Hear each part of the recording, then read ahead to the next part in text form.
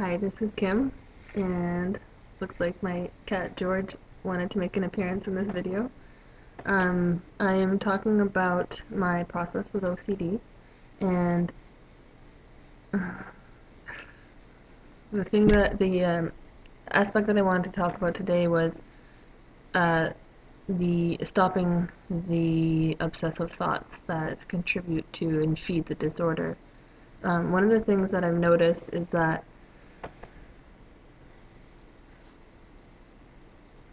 the thoughts themselves, I'll think of something that's bothering me, for example, and react to it, and I'll have thoughts, and those thoughts will create an uncomfortable energy with which I seek to escape through picking my skin.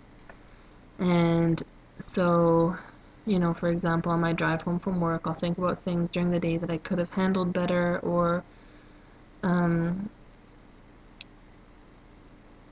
the other day I thought I heard someone talking about me, and I was having all sorts of reactions to this, and the energy that I create with these thoughts causes an uncomfortability within me that I seek to escape. And I'll notice in my drive home, for example, my hands will be wandering, and I'll just be all fidgety, and I'll be scratching at myself and wanting to escape through skin picking. And so the thing that I noticed is that there is a starting point. So there is a point where I'm okay, and although it feels sometimes that that point is those points are few and far between, they're there. And the thoughts, those points consist of me being stable and having the directive principle, meaning I have some control over my actions and my thoughts and just my internal reality, and feel a certain sense of strength. And then it's like slowly, with all the obsessive thoughts, I chip away at that until I eventually fall. And the point that I want to talk about in this video is that the thoughts will start and I won't even notice, and they just continue and continue until they build up into the unbearable internal condition. And at first it seems like the thoughts are very irrelevant, because as I expressed in one of my other videos, is that within this disorder, it's not some profound kind of obsessive thoughts about horrible things or gory things or sexual thoughts or anything like that. At least for me, the thoughts are very mundane, and they'll start and I'll just find them irrelevant, and I'll just kind of let them go, because it's like they're so everyday thoughts that they don't stand out as something that needs to be addressed. And so I just kind of let it go on and don't stop it. And what happens is that it just continues to cycle and perpetuate, and it generates energies that make me uncomfortable and builds up. And so the real technique or support I'm able to give myself is to, through my writing, recognize those thoughts and recognize when they start. Because when they start and they seem insignificant is the point where I have the most power and decision-making ability to actually stop in my tracks then and there and breathe through it and take back self-directive principle immediately before that cycle continues.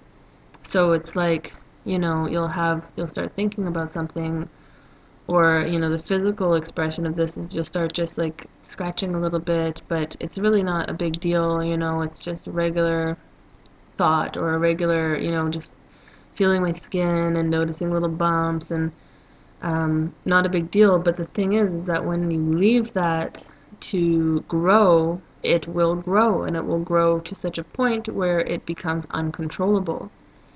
And by the time it's so obvious that it has taken over power of self, that point is too late. I mean, I've tried to walk through that point, and for me at the moment, quite impossible. I mean, to stop myself at that point is like really unpleasant. It's really hellish to have all those internal energies and not get a release.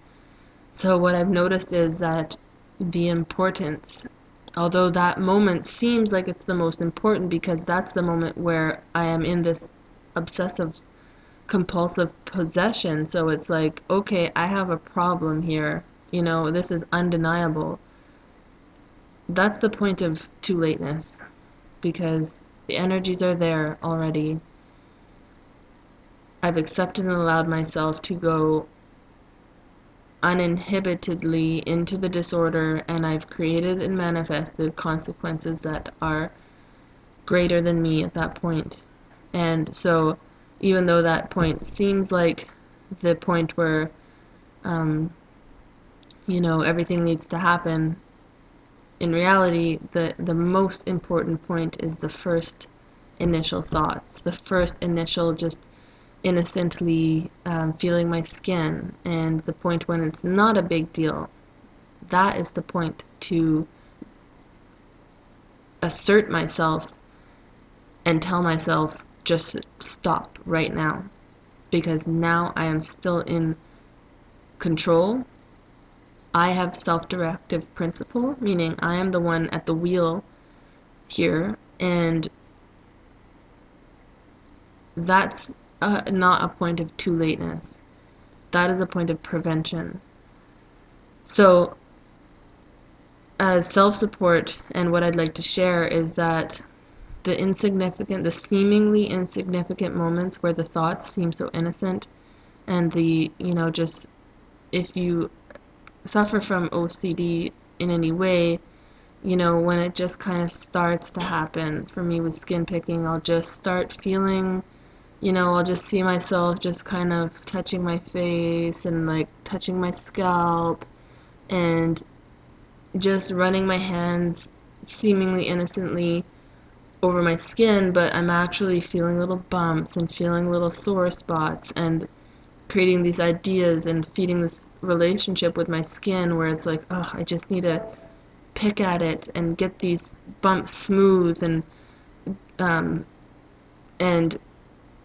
so it's to stop when you still can.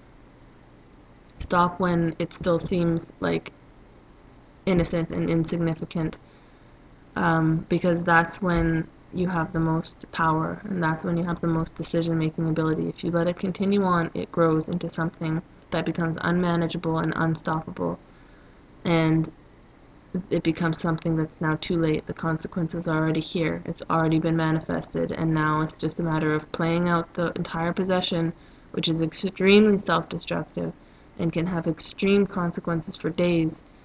And it's just to not get there and to stop that before it happens. Thank you.